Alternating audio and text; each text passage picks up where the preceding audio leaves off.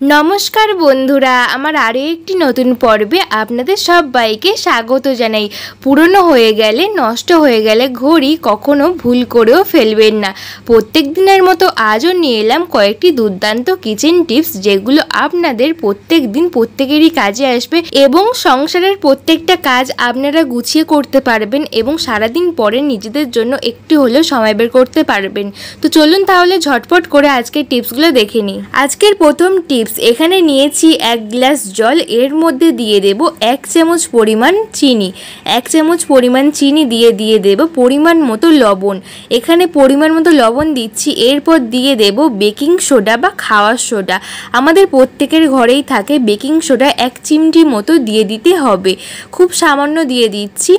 एरपर एर मध्य दिए देब एक टुकरो लेबू, पाति लेबू। आमरा जे गरमे प्रत्येकेई जानी एखन अतिरिक्त गरम पड़ेছে। अतिरिक्त गरमे किन्तु आमादेर प्रत्येकेर शरीर किन्तु असम्भव खराब हय, डिहाइड्रेशन हये जाय, माझे माझे किन्तु अनेकेरई पातला पटिও हय। এইভাবে এই জলটা যদি বানিয়ে খাই তাহলে কিন্তু শরীরে এনার্জি ফিরে আসবে, শরীর সতেজ থাকবে, এমনকি ডিহাইড্রেশনের প্রবলেম কিন্তু চলে যাবে।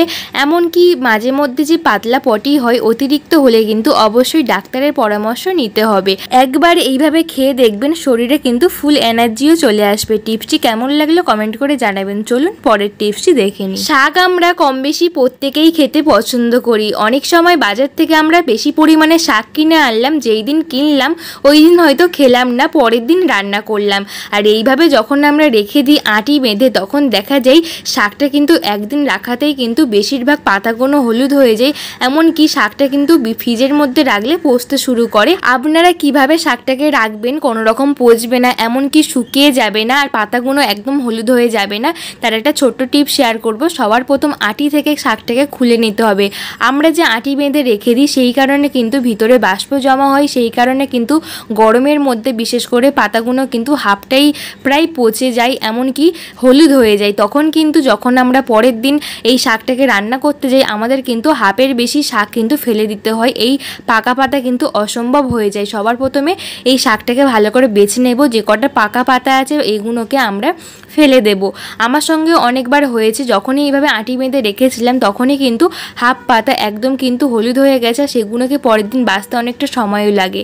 তো সবার প্রথমে বেছে নিয়ে তারপরে এইভাবে একটা পুরনো কাপড়ের মধ্যে রেখে দেব শাকগুলোকে।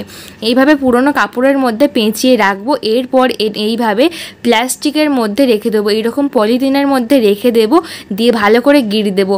আমরা ডাইরেক্ট পলিথিনে রাখলে কিন্তু ভিতরে বাষ্প জমা হয়ে পচে যায়, আর এমনকি পাকা পাতাগুলো বেশি হয়ে যায়। এইভাবে রাখলে এরপর প্লাস্টিকের উপর এইভাবে ছিদ্র করে দিলে বাষ্পগুলো কিন্তু একদম জমবে না, আর শাকটা কিন্তু 2 থেকে 3 দিন আরামসে আমরা রেখে দিতে পারবো ফ্রিজের মধ্যে।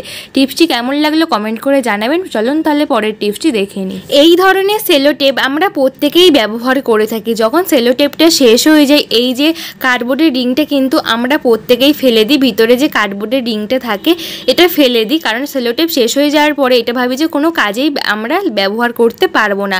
আমরা অনেকেই আছি মুভি দেখতে পছন্দ করি কিংবা কোনো রকম কাজ করতে করতে ফোন দেখতে পছন্দ করি, তখন কিন্তু আমাদের ফোনটা এখানে ওখানে রাখলে, বিশেষ করে মহিলারা যখন রান্না করে তারা কিন্তু একদমই সময় পায় না এরকম ফোন ব্যবহার করার জন্য, ঘাঁটার জন্য। তারা কিন্তু রান্না করতে করতেই ফোন দেখতে পছন্দ করে, তখন এখানে ওখানে রাখলে ফোনটা কিন্তু তাড়াতাড়ি নষ্ট হয়ে যায়, আর ফোনটা কিন্তু ঘন ঘন খারাপও হয়ে যায়, কারণ জল টল লেগে যায়।